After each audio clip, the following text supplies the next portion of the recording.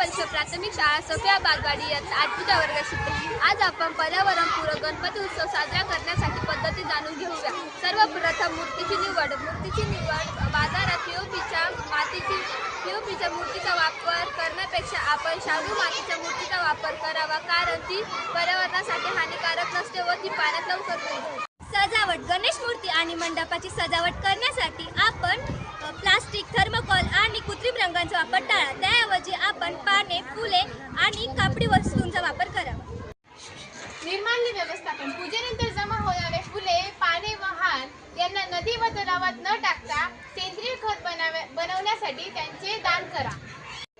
प्रदूषण नियंत्रण हवा प्रदूषण, ध्वनी प्रदूषण टाळण्यासाठी पूजेऐवजी गणेशोत्सवात भजन, कीर्तन